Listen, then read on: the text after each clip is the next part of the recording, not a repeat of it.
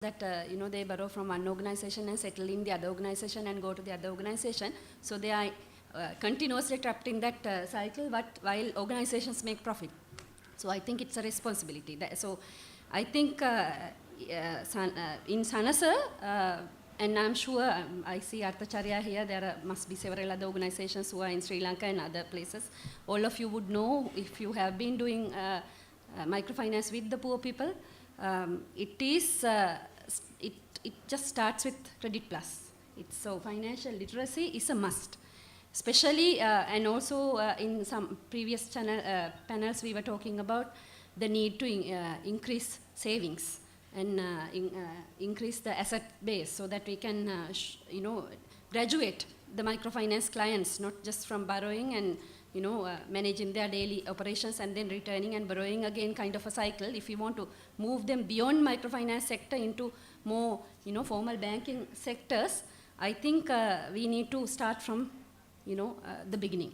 So it's Credit Plus. It's to enable them to make sure that they know how to manage their funds, they know how to mobilize the funds, they know where to go for funds, they know how not to get trapped in this financial gimmicks. So this is financial literacy. So if we look into the segments, especially from our experience, which area do we think that financial literacy is more relevant? Which are the segments? I just have jotted down few areas, at least from speaking from our experience. Clearly, women have been identified as one group who have not been handling in the formal finance. Like very recently, only women are stepping into the in our context, stepping into the formal financial market and actually earning money, and therefore they can bank their money. It's and also having some thing to save. So these people need to be, since microfinance sector is moving, it's not proximity finance anymore. It's finance through technology, finance through banking linkages. So it's becoming more and more sophisticated. And therefore, it is not in Sri Lanka. We have the system of women saving small, amount of rice every day. So that was the starting savings habits that we had in our culture. So it is no longer that kind of things. You actually go to a bank and save, or a bank comes to you and tell you the interest rates and all that. So people need to know. So and this, I think, women, and specifically if we're talking in Sri Lankan context, we have about 80,000 widows in the eastern and northern provinces, and not similar number, but a larger number again in the other parts of the country of the all the war widows. So these people, war and tsunami, I guess.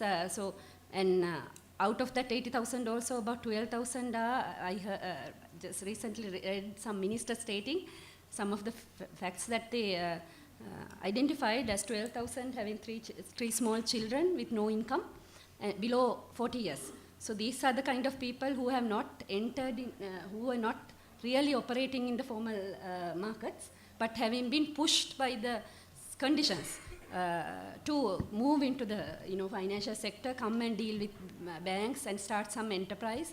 So these people need to be made aware how to manage their funds, how to have some, how to operate in financial terms. And second set of people are youth. Which we have identified as a big problem, especially in the Sri Lankan context. I can share some experience from Sanasa Development Bank. We have been, there was a continuous request from various forums where we met by the informal sector youth, requesting credit funds, credit access from banks, because if you look at most of the banks in the country, actually any bank, I guess, there is no formal credit fund for informal sector people. So, cash flow based lending is mostly available for the, more polish professional group of people where the finances are guaranteed, where you can show. Whereas in Sri Lanka, if you look, there are about 280,000 people operating in the informal market. and majority, not majority, about 40% of them are young people. So if we are thinking of a next generation, I think we need to make sure that these people are linked into the formal financial market and get them educated. So that again we have recognized as an area where we need to give more attention. Then the adults, older citizens, I think that is also a key demographic problem that we are going to encounter in the coming future. I think most of the adults, I know for a fact that there are quite a large number of teachers that I associate due to my personal relationships I have. There are very good teachers who are graduates sometimes who don't know how to manage their pension or what to do with their gratuity funds, where to invest, and they just go and invest in a government institute because it is from their generation it is the stable thing, and they don't know how much interest they get. So we are really not talking about just people in some hypothetical isolated poor village. We are talking about urban community, we are talking about young people, we are talking about all kinds of people. Yeah, and these are some of the specific segments in Sri Lanka where we have identified who need education on financial management, fund management, budget management, planning, and Venita was talking about entrepreneurial literacy and non-entrepreneurial. I think the same is relevant in Sri Lanka also.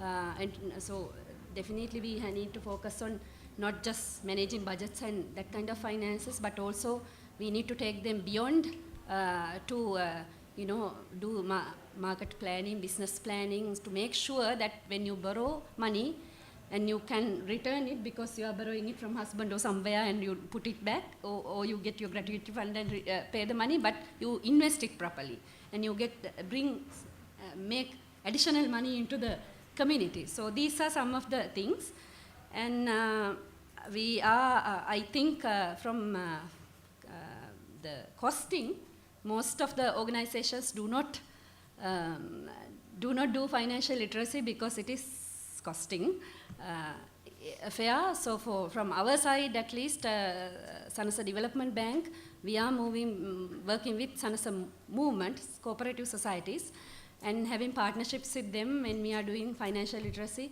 for the community. So for these segments, sometimes we develop projects and we go into partnerships, and I guess we have just started a small partnership with Citigroup, and we are probably have another partnership with DID, GTZ on youth education.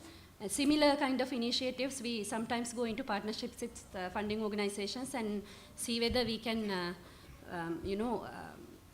do the credit plus activities. But if that is not the case, then we add it into the interest, or sometimes we do voluntary base also. But I think that is one thought that I would like to share with you. It begins from the beginning. You can't have financial literacy later. You need to think, why you do the microfinance and credit activities and where you want to take your clientele. And if you are doing ethical banking and responsible banking, I think financial literacy is a must. And these are some of the segments that we recognize in Sri Lanka as priority areas where we need to focus attention. And just one more segment is school children. I know in the other countries in the world, children are taught how to manage their petty cash, pocket money, but in Sri Lanka, I think until we pass out from the universities and even we are married, we can go to the parents and ask for money. Nobody really make us responsible. So I think teaching children from the school level to be responsible, I think that is why the university students are still asking for jobs from the banks, from the government. It's the same attitude. I think we need to make the clients also responsible about managing the costs, personal finances. So thank you.